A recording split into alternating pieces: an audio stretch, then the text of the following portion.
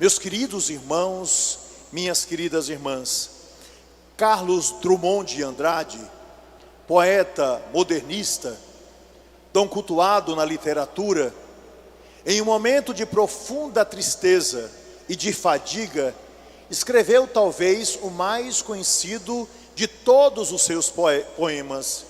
E eu gostaria de trazer esse poema à memória de vocês, para que nós entendamos os sentimentos daquelas 3 mulheres que, chorosas, quase que desesperadas, saíram daquela terra que não era sua, porque haviam vindo de longe, para se dirigirem ao sepulcro de Jesus Cristo. E o poeta disse o seguinte: no meio do caminho havia uma pedra. Havia uma pedra no meio do caminho. Havia uma pedra. No meio do caminho havia uma pedra. Nunca vou esquecer esse acontecimento. Na vida de minha retina tão enfraquecida, nunca vou esquecer que no meio do caminho havia uma pedra. Havia uma pedra no meio do caminho.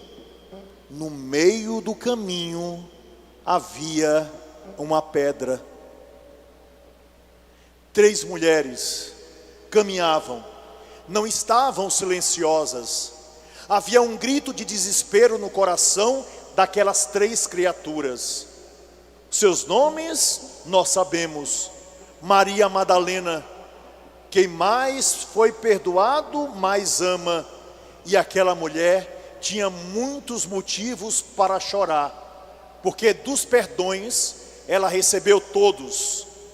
Havia uma outra mulher, Maria, a mãe de Tiago. Ela viu seus filhos se converterem. Ela também havia se convertido com a sua casa. Ela viu como Jesus fora amigo do seu filho, João. Como Tiago também havia se apaixonado pela obra, pela palavra de Jesus.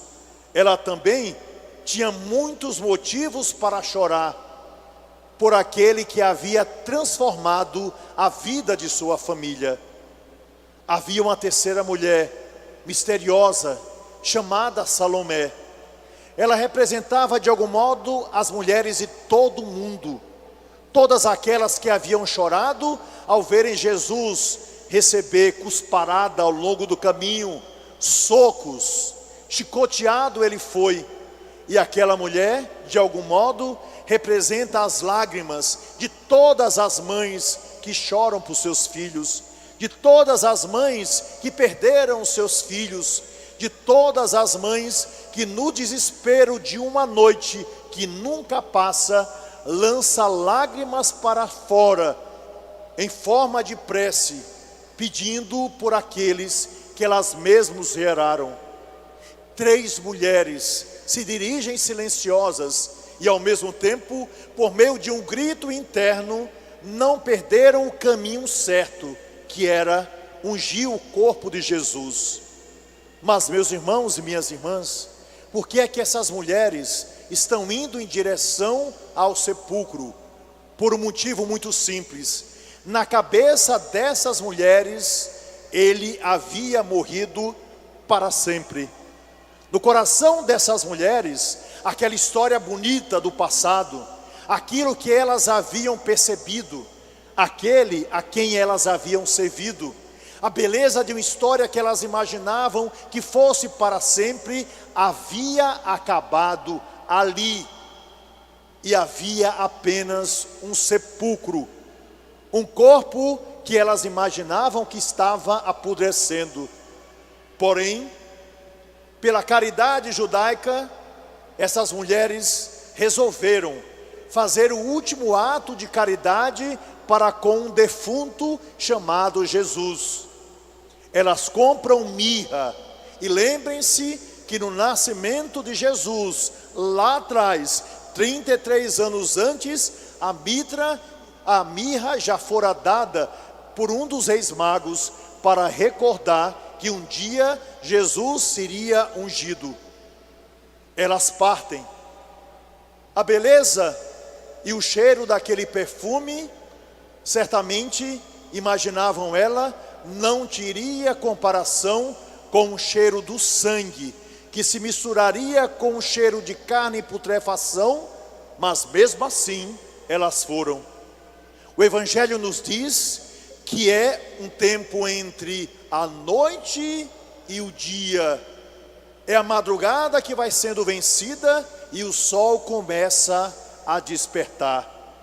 É a luz de Deus que ilumina toda a terra, naquele momento fundamental, quando antes o anjo do Senhor desceu do céu e a graça se deu através da ressurreição de Jesus. Essas mulheres foram, e elas viviam conforme a tradição judaica, limpar o corpo do defunto. Não houve tempo para fazer isso. Jesus foi imediatamente enterrado. O seu corpo estava dilacerado e, portanto, mal se deu tempo de enrolar à maneira judaica o corpo daquele defunto e de colocar em sua face aquele sudário, para que assim ele pudesse definitivamente repousar. Mas elas foram, queriam tirar aquelas faixas, queriam lavar o seu corpo, queriam ungir o seu corpo com o óleo da mirra. Elas desejavam também colocar à maneira judaica uma folha de oliveira na orelha direita e na orelha esquerda, para que quando Jesus chegasse no seio de Abraão, através daquelas pequenas folhas, ele pudesse ser reconhecido pelo pai Abraão como um judeu. Meus irmãos e minhas irmãs, havia no desejo dessas caridosas mulheres um problema a ser vencido. Havia uma pedra no meio do caminho delas. E o Evangelho nos disse que essa pedra era muito grande. 3 mulheres não conseguiriam tirar essa pedra. 3 mulheres não conseguiriam remover o peso da tristeza, da saudade que elas traziam no coração. A saudade é a presença da ausência, e aquela saudade era imensa pela ausência daquele que havia transformado suas vidas, que havia dito a todos palavras de vida eterna, que havia transformado a vida daquela sociedade. Muitas casas, homens que começaram a viver uma vida nova, que foram libertos dos seus pecados, que nunca ouviram palavras neste mundo mais belas, mais profundas, mais libertadoras, mais transformadoras do que aquelas que haviam saído da boca do próprio Filho de Deus.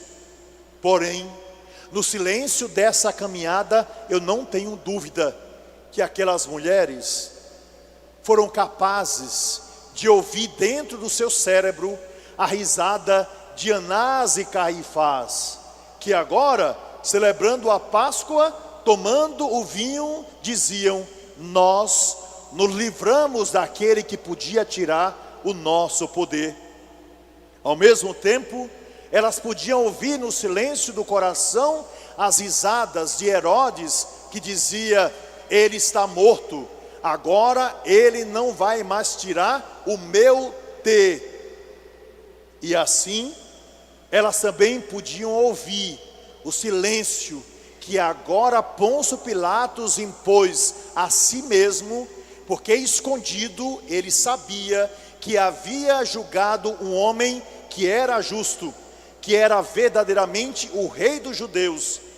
Ele sabia que havia calado a verdade, e por causa disso, teria na sua consciência, durante toda a vida, uma mentira para pagar. Ora, meus irmãos e minhas irmãs, mesmo assim, essas mulheres foram, e a grande surpresa está exatamente no fato que elas contemplam naquele momento. A pedra havia sido removida, Não havia mais no meio do caminho aquela pedra. A pedra havia sido removida. E elas se espantam, elas se enchem de surpresa. Quem removeu a pedra? O anjo do Senhor desceu do céu, removeu a pedra e sentou-se sobre ela. A morte fora vencida. Jesus se levantou do sepulcro pela força do Pai, pela ação do Espírito Santo. A vida fora resgatada, a maldade foi vencida. Definitivamente o diabo estava vencido pela morte de nosso Senhor Jesus Cristo, mas pela sua ressurreição. Aquele sangue foi verdadeiramente o que nós precisávamos para viver um amor definitivo de Deus para cada um de nós. Deus pagou com o máximo do salário, embora tenha sido vendido pelo mínimo salário, e com esse grande salário Ele nos salvou a todos. A sua ressurreição é a certeza da vida nova que nós precisamos viver, que nós podemos viver. Porque o que nós estamos celebrando, meus irmãos e minhas irmãs, não é apenas a recordação de um fato do passado, mas é algo que hoje se realiza na minha vida, na sua vida, na vida de sua família, na vida daqueles que reconhecem verdadeiramente Jesus Cristo como Deus e Senhor, como ressuscitado, como aquele que resgata toda a história, como aquele que nos tira das trevas, da lama, das péssimas escolhas que fizemos no passado, para viver no tempo presente e para sempre a graça de uma vida que Ele resgatou, saindo daquele túmulo. Visitou o passado todo, remiu a humanidade, perdoou a todos e nos deu a possibilidade, como disse, de uma vida nova. Eis a grande graça dessa noite. O mistério que nós vemos da criação de Deus pela primeira leitura nos mostra também a nossa fé, que precisa ser resgatada pelo exemplo de Abraão. O medo foi finalmente vencido. A graça de Deus se manifesta. Um filho renasce no coração daquele homem, e toda a humanidade um dia o chamará de pai, porque ele teve fé. E é a fé que nos coloca a cada dia de pé, porque Ele ressuscitou, o Senhor ressuscitou. Do mesmo modo, nós entendemos tudo o que acontece por aquilo que se deu com Noé, por aquilo que se deu pela palavra dos profetas, por aquilo que se deu na vida do mundo. Todos ansiavam por aquilo que nós conhecemos, todos desejavam ver o que nós experimentamos no coração. Todos os profetas, todos os homens do passado, todos esperavam por aquilo que hoje nós proclamamos. Ele está vivo, e por causa disso nós podemos crer no hoje, no amanhã e no sempre.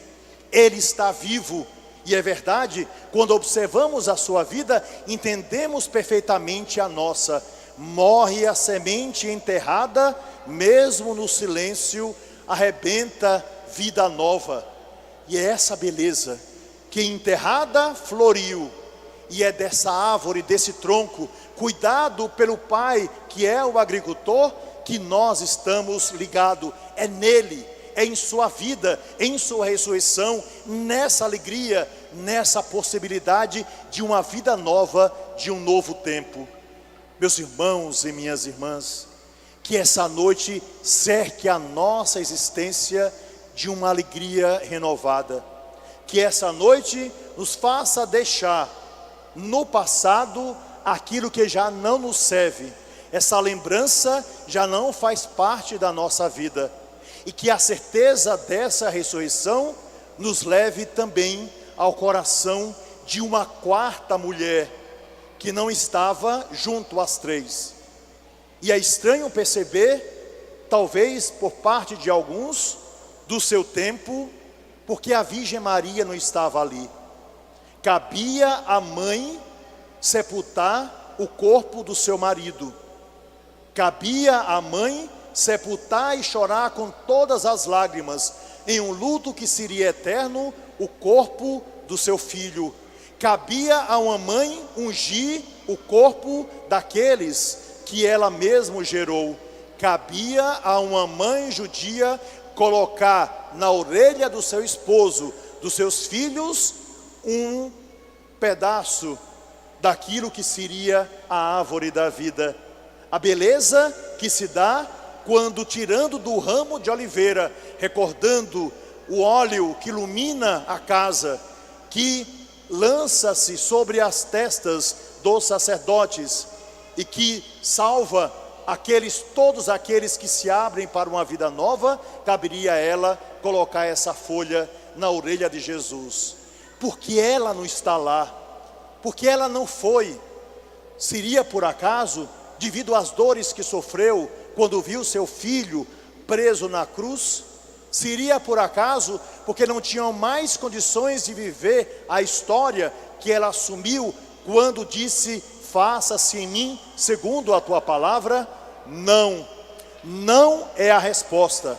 Ela não foi porque ela sabia que ele estava vivo.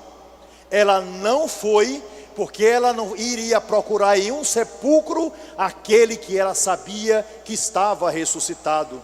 Ela não foi porque foi para a humanidade a única guardiã da fé, acreditou até o final. Não é à toa que em outras passagens nós vemos sempre Pedro, João e os outros correndo de um lado para o outro em busca de um defunto que vão dizer que foi roubado. Ela não foi, ela permaneceu em casa, e eu não tenho dúvida que a aparição do seu filho ressuscitado lhe deu a garantia de uma fé que ela não largou em nenhum momento, porque se há uma discípula cheia de fé, totalmente envolvida pela graça de Deus e pela certeza da vida, esta é a mãe de Jesus, a Virgem Maria. E assim, ela não foi para que os outros simplesmente chegassem lá e vissem a obra de Deus pela pedra removida, pelo anjo que pronuncia a palavra, pelas roupas, pelas faixas, por tudo aquilo que foi deixado ali, arrumado, como ela ensinara a Jesus desde a infância, para que, contemplando definitivamente o túmulo vazio, aqueles homens e aquelas mulheres pudessem ouvir a palavra que disse: eu os encontrarei na Galileia. Palavra Galileia, traduzindo para o português, significa na província, na cidade. Agora, Jesus será encontrado em todos os cantos da terra. Onde houver pessoa, ali está alguém proclamando a palavra. Onde houver um coração aberto à verdade, ali está a palavra de Deus para iluminar. Onde houver trevas, ali estará a luz de Cristo, o ressuscitado, para transformar toda a realidade. Meus irmãos e minhas irmãs, vivamos a graça dessa noite. Passamos das trevas para a luz. Passamos, se tivermos fé, e tivermos fé de verdade, da antiga vida para a nova vida, nova realidade, novo tempo, nova graça, nova bênção. É a presença do ressuscitado.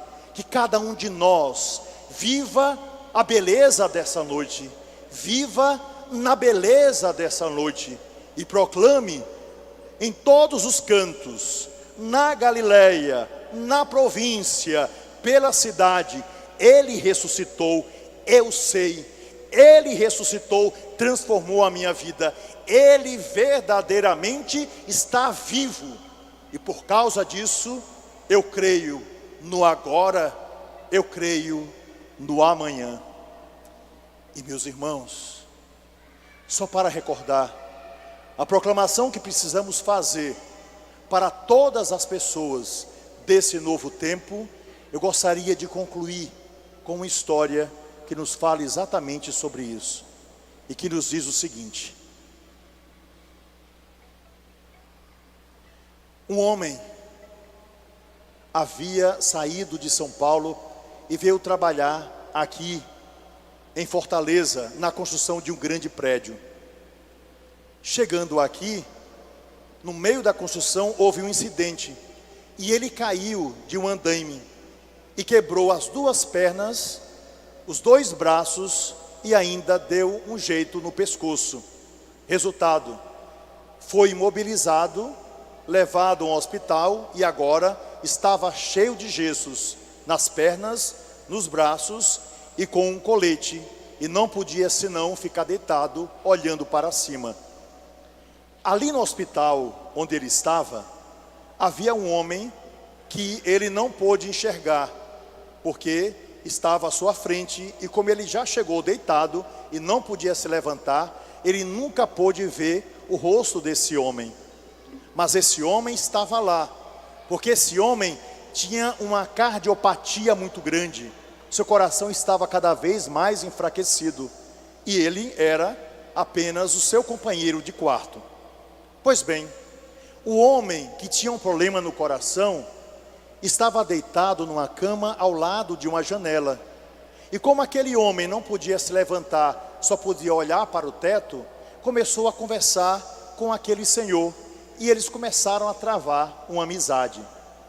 Pois bem, aquele homem que estava imobilizado disse: você poderia me dizer o que é que você via aí pela janela?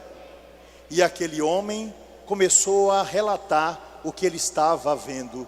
Ele dizia: ah, meu amigo, pena que você não está aqui no meu lugar. Eu vejo lá longe uma montanha muito grande, que me recorda a beleza do maciço de Baturité no período do inverno, quando começa a chover. Eu também agora vejo uma praça, e ali eu vejo crianças que correm de um lado para o outro felizes. Olha, estou vendo agora um que passa numa bicicleta ao lado de uma menininha, e eles estão sorrindo. Eu vejo casais que passeiam, e eu vejo que de vez em quando o rapaz consegue roubar um beijo apaixonado daquela que é a sua namorada. Eu vejo também pais que observam seus filhos e que, devido à tranquilidade dessa praça, andam sem preocupação. E enquanto aquele homem ia fazendo essa descrição, resultado, aquele homem começava a pensar em sua família que estava longe, começava a pensar nos seus filhos, começava a pensar que a primeira coisa que ele faria depois de se recuperar seria voltar para o seu estado, para abraçar os seus filhos, a sua esposa, para matar saudade da cidade que ele tanto amava. E assim, dia após dia, aquele homem descrevia o que estava no outro lado da janela. Pois bem, 20 dias depois, o homem permanecia imobilizado, e aquele homem que tinha cardiopatia morreu, e ele ficou sozinho naquele quarto. Agora tiraram o colete, e ele já podia movimentar um pouco os braços, e ele pediu à enfermeira para ir para perto da janela, numa cama onde ele pudesse ver toda aquela paisagem. E quando a enfermeira o colocou lá, e ele, com tanto sacrifício, olhou pela janela, ele levou um susto. Havia apenas um grande paredão do edifício do hospital, e ele não podia ver senão aquele paredão. E engraçado que ele perguntou à enfermeira: poxa vida, onde está o jardim que aquele rapaz me descrevia, a beleza que ele narrava com todo o coração? E a enfermeira disse: meu senhor, aquele homem era cego, e ele não podia descrever absolutamente nada. Se ele disse alguma coisa bela para o Senhor, é porque no seu coração havia um jardim, havia a beleza de uma vida que ele não podia enxergar, mas que ele podia contemplar e transmitir. Meus irmãos e minhas irmãs, um cientista, quando olha a água, ele vê sempre H2O. Uma pessoa que não tem fé, ao olhar a Eucaristia, vai dizer: é apenas um pão. Quem olha o sepulcro vazio vai dizer: roubaram o corpo que aqui estava. Para nós é a água da vida, para nós é Eucaristia, e o túmulo vazio significa ele ressuscitou. Que assim seja.